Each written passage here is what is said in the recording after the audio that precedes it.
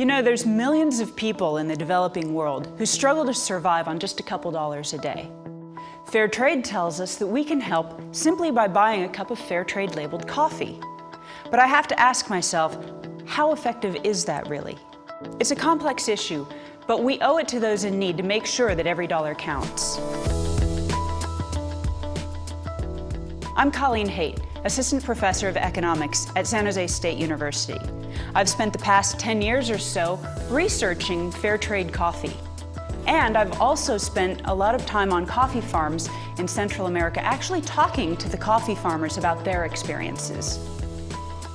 The goals of fair trade are very admirable, and I love the fact that it's a voluntary organization. They've done an outstanding job of creating better consumer awareness, for example.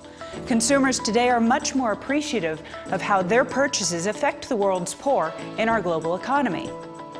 However, if you really want to help the poor, the fair trade model for coffee isn't the most effective way to do that. Fair trade operates by asking consumers to pay a few cents more for each cup of coffee they buy. They then convey this extra money all the way down through their supply chain, all the way to the small farmer who grew the coffee. The problem is, fair trade regulations define that small farmer as a small landowner. But the poor in the coffee farming community don't have enough money to own their own land. If you really want to help the poor, you have to address yourself to the migrant farm workers. Migrant farm workers have to constantly move from farm to farm, picking up whatever work they can. The fair trade regulations only say that we have to pay these laborers the country's minimum wage. The problem is that's already the law.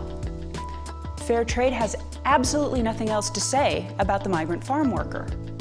So how can you make choices that better benefit the poor? It might seem odd, but one way you can do this is by buying high-quality coffee. High-quality beans take more time and care to harvest. This results in higher pay for the seasonal laborers who pick the coffee, as growers insist on quality beans that will fetch higher prices in the market. As the demand for premium coffee grows, more of these higher-paying jobs become available.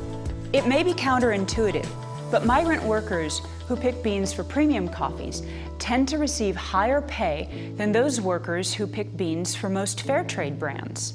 Since the price of fair trade coffee is more or less the same as it is for premium coffees without the fair trade label, consumers can do more for the poor by actually not buying the fair trade label. At the end of the day, you have to remember that fair trade is a brand, just like any other brand. As a conscientious consumer, we can't just accept the claims that are made. We have to do our own investigation. Our dollars are limited. We have to make sure that all of our choices have the impact that we want them to.